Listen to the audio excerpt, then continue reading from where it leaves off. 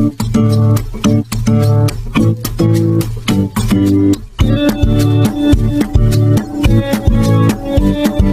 kasusnya KC ini dikibulin habis-habisan. Saifuddin ditipu habis sama si kamar mandi sama si Martin itu, ya ditipu habis-habisan dia ini. Ya sampai beli susu aja nggak kuat kan. Sampai TBC lah, batuk-batuk TBC, duitnya nggak kumpul. Ya itu tadi, karena sudah digarap habis. Saya tuh sampai, aduh Tuhan, kasihan amati sahabat-sahabatku, Saifuddin sama Heri. Kita kencangkan sabuk pengaman, langsung rem dilepas, ya handrem semua dilepas, copotin satu-satu. Kita mulai pasang gas Nitro 26, gaspol, haleluya. Penjarakan Ade Armando, luar biasa. Tema kita hari ini yaitu penjarakan Ade Armando. Nah, saudara, hari ini kita dengar ya banyak sekali tentang penistaan agama, tentang yang aneh-aneh, ya, tentang orang-orang yang ya banyak retorikanya. Nah, itu namanya retorika itu kebanyakan retorika. Saya itu kalau ketemu orang retorika itu paling males itu ya. Luar biasa ya. Nah, kita mau lihat ya bagaimana kenapa si KC ini bisa dipenjara. KC ini dipenjara gara-gara membacakan kitab kuning ya dan menempatkan sebagai jawaban kepada lawannya. Ya kan? Nah, sebetulnya hal yang ini juga sama dilakukan yang dilakukan oleh Ade Armando. Kalau Somad mah itu udah jelas menghina. Ya, kalau si Abdul Somad itu udah jelas menghina, karena di Alkitab nggak ada tulisan jin kafir, salib itu jin kafir, nggak ada. Itu namanya menghina. Kalau si KC dalam konteks hukum Indonesia ya namanya menista. Tetapi yang KC lakukan itu ada semuanya dibaca ya di dalam kitab kuning. Nah, sedangkan kalau yang menurut Ade Armando itu juga disebutkan ya bahwa Al-Quran sumber bencana. Repot, ya kan? Bahwa Al-Quran, Ade Armando yang bilang begitu saya tagih, bilangnya dia nggak bilang. Kurang aja nih Ade Armando ini kan. Wah, makanya saya nggak suka retorika tuh begini nih, yang begini-begini ini nih, yang munafik-munafik begini. Coba lihat nih ya, mana nih Ade Armando nih, sebentar.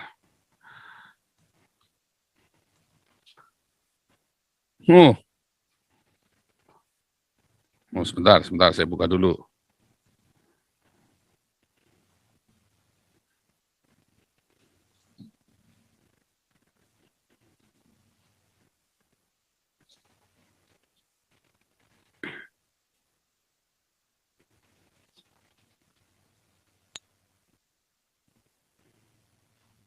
Coba nih, tanggal 7 April 2016.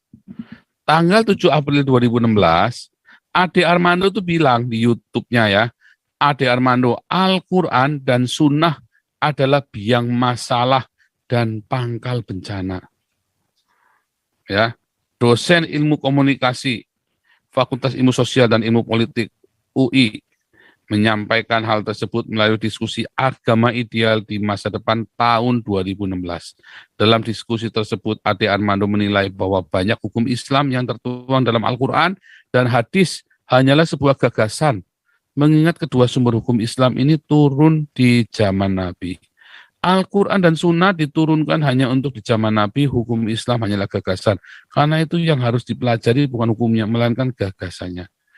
Ya, Ade Armando sempat ribet gara-gara ini panggil polisi, tetapi nggak dipenjara. Kalau KC udah langsung dipenjara. Kenapa? Karena Ade Armando ini buser, ya, busernya Jokowi. Nah, sedangkan KC lah bukan. KC ini busernya siapa? Busernya Saifuddin. Mungkin ya, saya nggak tahu. Makanya di penjara dia. Nah, coba dia jadi pengikutnya N26, nggak akan di penjara. Dia nurut sama N26, berangkat ke Jerman. Wah, kaya sekarang KC. Salah dia. Dia yang bilang loh, ya. Kemudian ini kan yang bilang dia sendiri, yang memberitain orang Islam sendiri ini dari kabar Islam ini. Anda tinggal cek sendiri aja ya. Luar biasa. Iya kan? Terus, tapi Ade Armando geram gegara Paulusa mengaku sebut Al-Quran sumber bencana dari pernyataannya.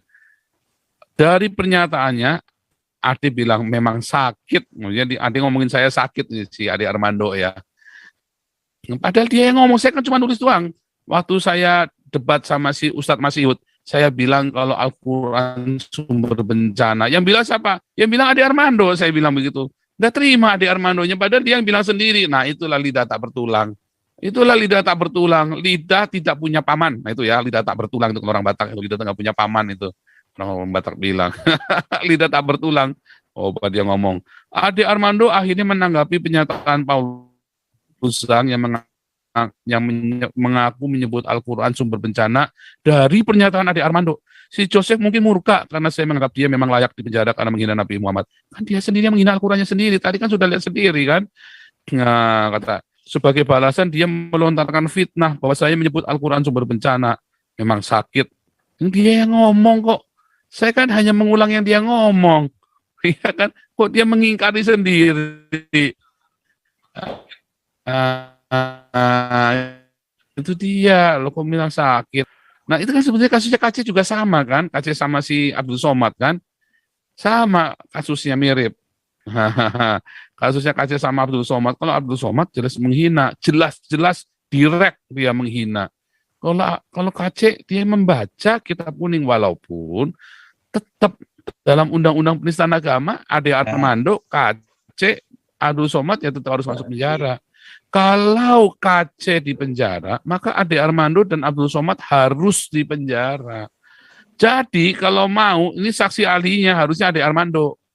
Si saksi ahli dimasukkan, karena kan dia pakar komunikasi.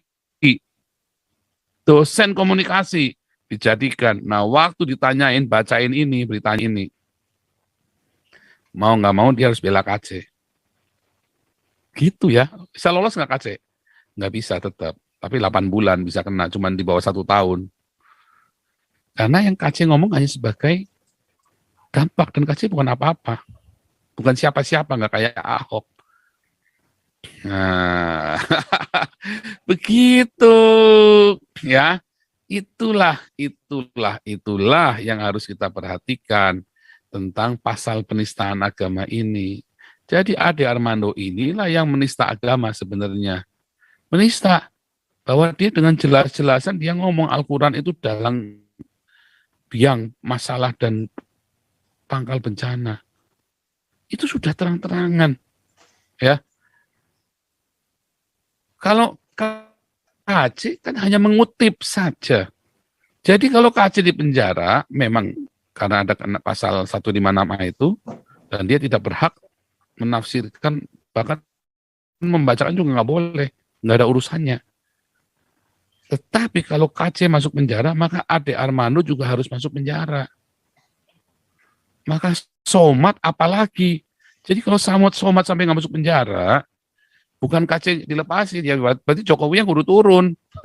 Kalau nggak ada hubungannya, salah Jokowi lagi. Ya bukan salah Jokowi. Lawyernya yang goblok, lawyernya yang tolol. Itu ya, itulah yang jadi masalah sekarang. Dan saudara tahu nggak, seminggu yang lalu Ade Armando juga bilang bahwa nggak ada perintah sholat di dalam Al-Quran, jadi kalian sholat ikut siapa coba orang Islam? Tambah bingung lagi kan? Itu bukannya namanya penistaan agama lagi. Ternyata Al-Quran nggak ngajarin sholat. Yang ngajarin sholat siapa? Kitab kuning. Ya KC bener lagi dong, nggak salah. KC kan bilang, kalau nggak ada kitab kuning, orang Islam nggak ngerti sholat. Karena di Al-Quran nggak ada sholat. Nggak ada perintah sholat. Orang sholat itu belajar dari kitab kuning. Katanya KC begitu kan. Jadi salah nggak sih KC? Ya nggak salah. Dalam hal ini dia nggak salah. Ya terus katanya Yosua Tewu, KC ini korban karena Paulus melarikan diri. Ini tambah bodoh lagi, ya itu ya tadi ya, karena dokternya belum selesai DBS, jadi bingung. Ya, nggak ada di Indonesia kita gara-gara nggak bisa ini terus nangkap ke sana. Bego banget ini pengacaranya juga ya. Siapa sih yang ngajarin DBS ini?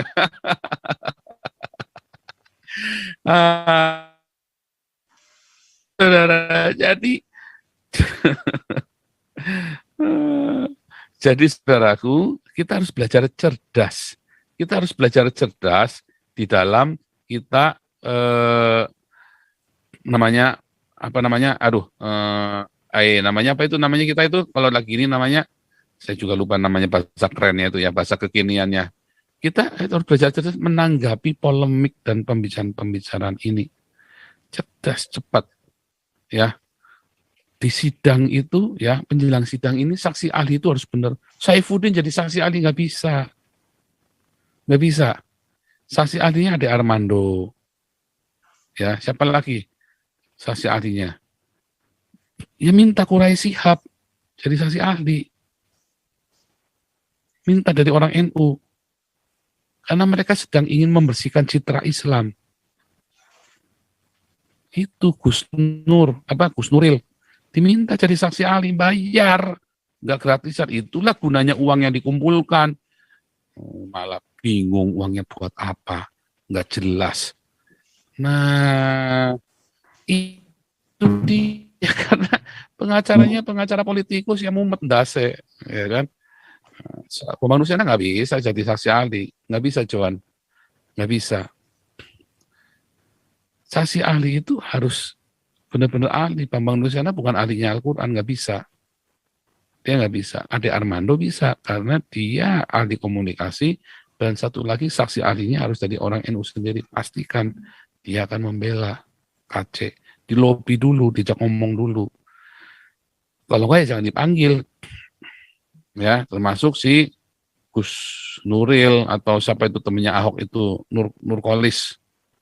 Siapa itu ya? Nah itu perlu itu. Dijadikan saksi ahlinya KC, bayar.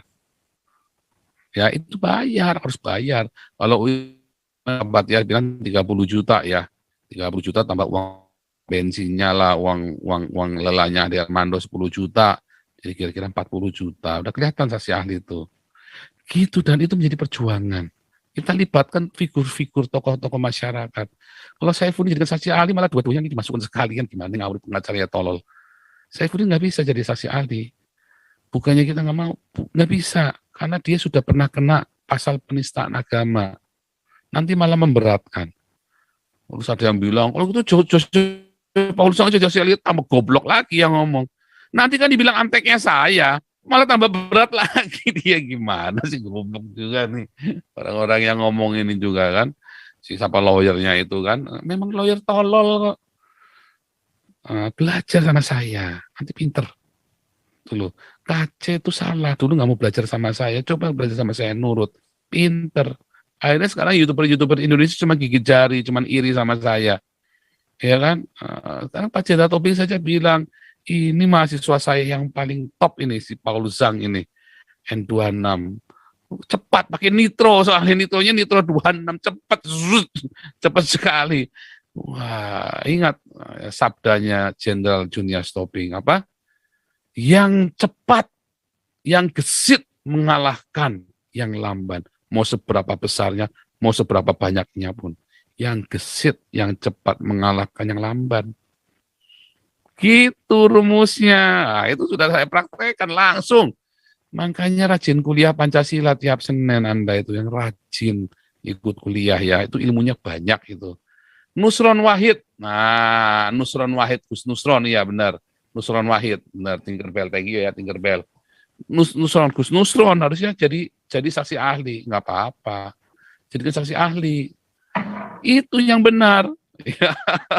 Pusing-pusing dah. Nah, jadi saudara, ya, yang namanya penistaan agama ini menjadi kacau. Ya, konsep yang namanya penistaan agama ini di Indonesia jadi kacau. Kenapa? Karena pasalnya pasal karet. Sekarang pemerintah bingung, polisi bingung. KC ini mau diterapkan pasal apa? Undang-Undang 14. Kemarin kita sudah dengar dari Pak Batiar kan, seharusnya nggak bisa. Nah, tetapi kenapa tiba-tiba dipaksa? Tetapi sampai dengan tanggal 19 Oktober menjelang P21, polisi tidak pernah mencantumkan pasal 14 itu. Ya tetap pasal 28, 45, 156. Nggak ada pasal 14 itu. Nah, makanya BAP-nya saja nggak turun, coba BAP-nya saja nggak pegang pengacaranya, kan tololnya minta ampun. BAP-nya saja nggak pegang, mereka kan bilang sendiri kan, kita nggak tahu kenapa menerima BAP-nya, tolol namanya. Nggak bisa, digedor, kalau ada apa bisa tuntut polisinya. Tuntut, kalau saya mah tak tuntut, kejar. Loh, nanti polisi atas enggak. Polisi kan nggak urusan yang begituan. Yang penting mereka prosedur, kamu nggak minta diam aja. Kayak kemarin LPSK sudah menawarkan, sudah buka tangan, welcome KC. Ternyata suratnya dikirimnya ke mana? Ke Alexis sama si Martin. Ya nggak nyampe lah. Surat ke Alexis kan terus bayar surat utang. Kamu 3 hari di sana nggak bayar. Minta penundaan bayar itu kan. Komnas HAM sudah welcome. Mana KC-nya kita nunggu. WhatsApp-nya kemarin kita sudah buka di sini. Sampai sekarang nggak ada ceritanya. Ternyata Martinnya bilang, karena KC lebih aman di Mabes. Kan pengacara tolol. Makanya kalian anggota ASKRI hati-hati kalian. Anggota ASKRI, saya jamin kalian kalau sampai kena kayak KC, nggak akan lolos. Dijadikan komoditi juga loh. Kelar hidup kalian yang acara ASKRI itu. Tinggalkan ASKRI deh.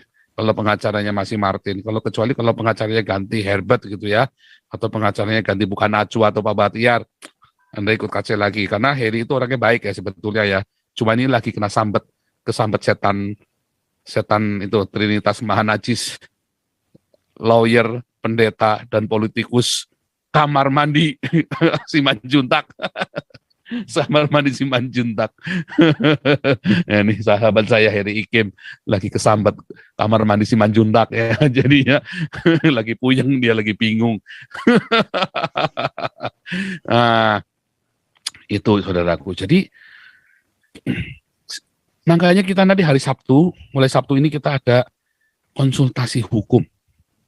Supaya jangan bego dan jangan dibegoin sama lawyer.